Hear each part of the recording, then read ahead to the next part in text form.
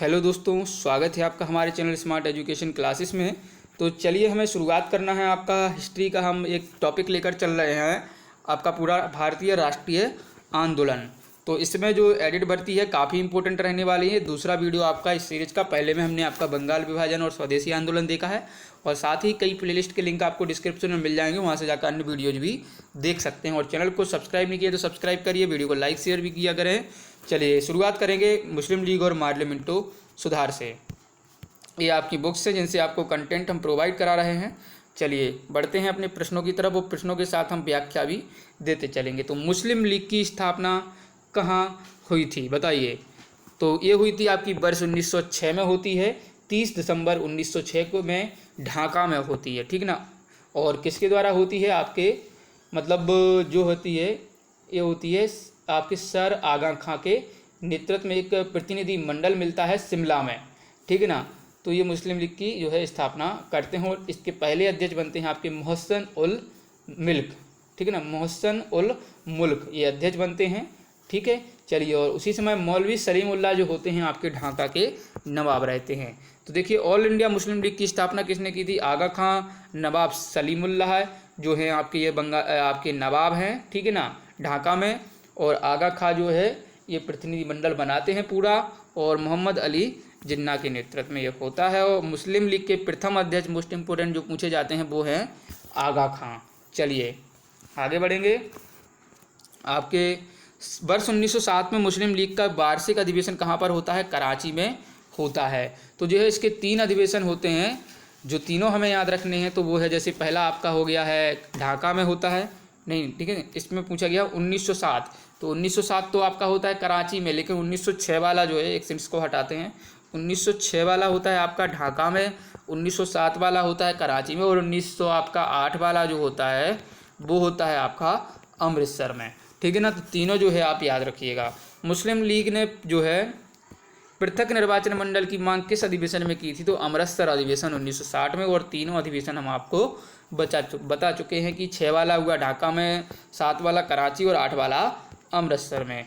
तो वर्ष 1908 में किसकी अध्यक्षता में अखिल भारतीय मुस्लिम लीग की शाखा जो है लंदन में भी स्थापित होती है, तो अमीर अली के नेतृत्व में। और भारत शासन अधिनियम 1909 किस अन्य नाम से भी जाना जाता है, तो उसे कहते हैं हम पार्लियामेंटो सुधार, भी हम उसे कहते हैं। काफ़ी इंपॉर्टेंट है पार्लियामेंटो सुधार, हर बार एग्जाम में इससे प्रश्न जो है बनते हैं। तो जिसमें मार्ले कौन थे आपके, ये थे आपके भारत सचिव, और जो मिंटो है वो कौन है, वायसराय है या गवर्नर जनरल, ठीक है।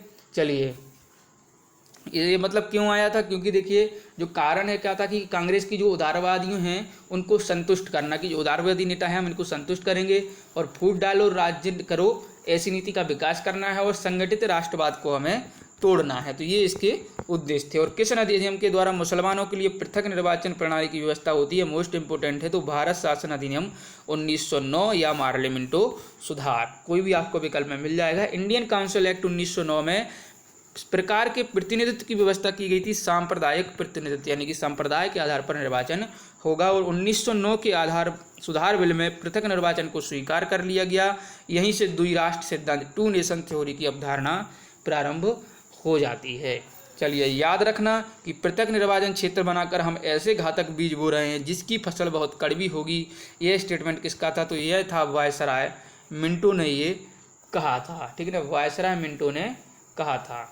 और चलिए, तो और क्या क्या कहा था उन्होंने, ये भी कहा था कि हम नाग दंत बो रहे हैं, यानी कि सांप के दंत बो रहे हैं, इनकी फसल बहुत कड़वी होगी, ठीक है ना। और जो है ये भी कहा था कि भारत के संसदीय विकास से जो है इसका कोई भी लेना देना नहीं है। तो ये चीज़ें कही गई थी। और गवर्नर जनरल की कार्यकारिणी में भारतीय सदस्य को नियुक्त करने का प्रावधान किस अधिनियम से आया, तो 1909 में जो है कुछ भारतीय सदस्यों को भी नियुक्त किया जाने लगा। और पहले भारतीय कौन थे जो गवर्नर जनरल की इस कार्यकारिणी में सदस्य बने थे, तो वो थे आपके सत्येंद्र नाथ सिन्हा। और सत्येंद्र नाथ सिन्हा गवर्नर जनरल की कार्यकारिणी परिषद के पहले भारतीय सदस्य बने, और ये बिहार और उड़ीसा का इन्हें गवर्नर बनाया गया। और ब्रिटिश शासन के दौरान इतने ऊंचे पद पर पहुंचने वाले ये एकमात्र भारतीय थे।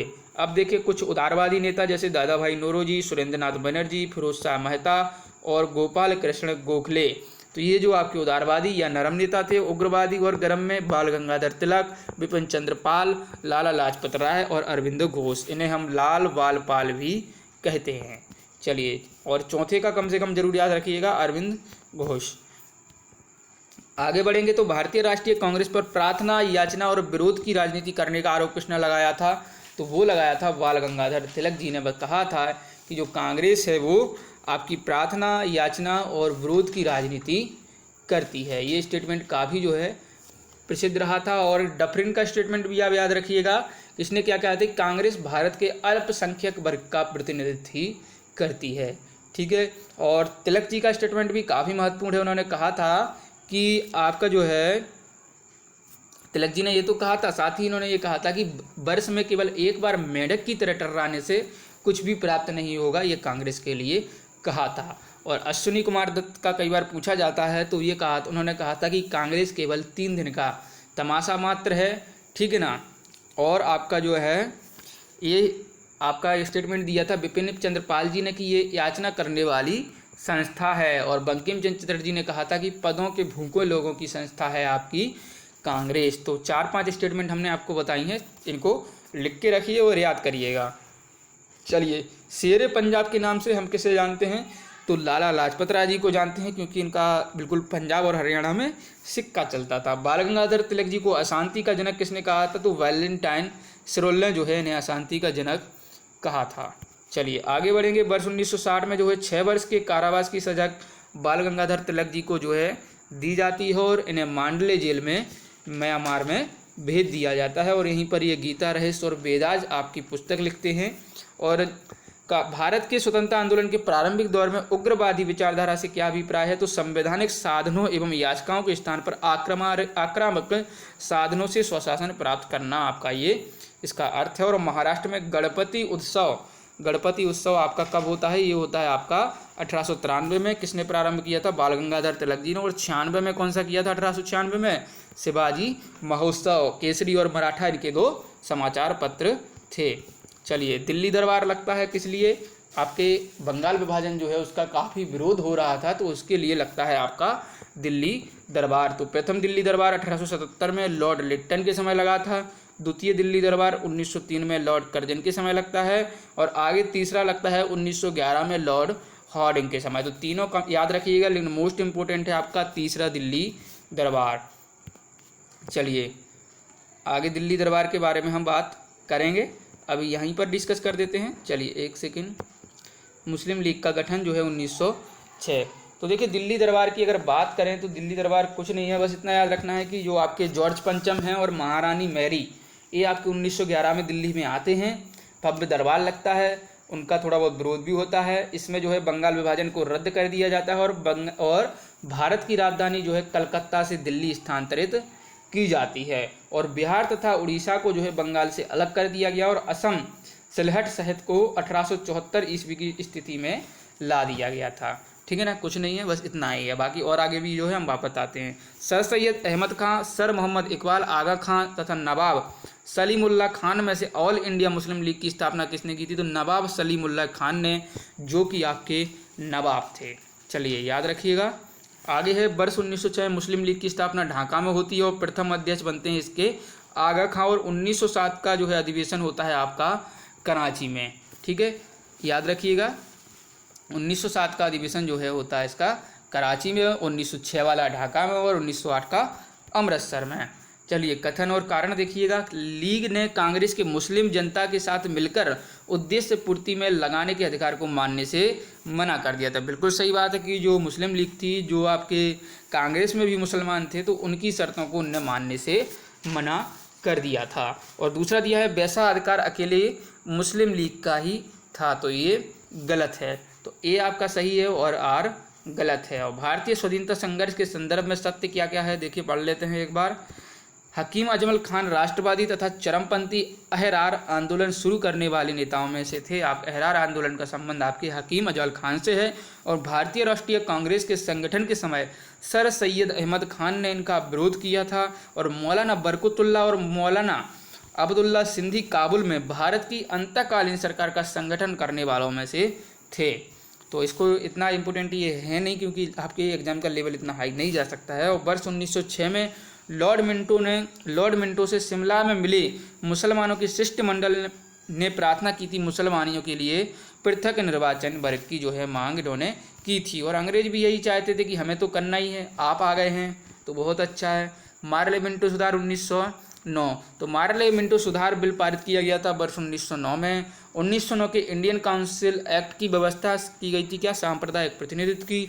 और राष्ट्रीय आंदोलन की अवधि में जिस घटना से मतभेद के बीच थे और वह जिसने अंतर देश का विभाजन कराया था वो था क्या कि विधानसभाओं में मुसलमानों के लिए पृथक निर्वाचन क्षेत्रों और स्थानों का आरक्षण, ठीक है ना। ये थे आप पूरा मतभेद का बीज। तो इसके लिए देखिए एक और चीज़ देख लीजिए, आपको बता देते हैं कि दिल्ली दरबार के बारे में कुछ प्रश्न बन सकते हैं कि ब्रिटिश काल में दिल्ली के पहले भारत की राजधानी क्या थी, तो वो कलकत्ता थी। और उस समय जो है वायसराय कौन था भारत का, तो लॉर्ड हार्डिंग था। दिल्ली भारत की राजधानी कब बनती है, 1912 में बनती है। और जो है आपका वह जिसके राजकीय प्रवेश के अवसर पर दिल्ली में बम फेंका गया था, तो वो था हार्डिंग के प्रवेश पर जो है बम फेंका गया था, जिसे दिल्ली षड्यंत्र केस भी चला था, ठीक है ना। और ब्रिटिश शासन के दौरान बिहार को एक अलग प्रांत का दर्जा कब मिलता है, 1912 में जो है मिलता है। चलिए, तो इतनी चीज़ें दिल्ली दरबार से भी याद रखिएगा, ये थोड़ा स्लाइड नहीं आ पाई थी इसलिए हमने आपको बता दिया।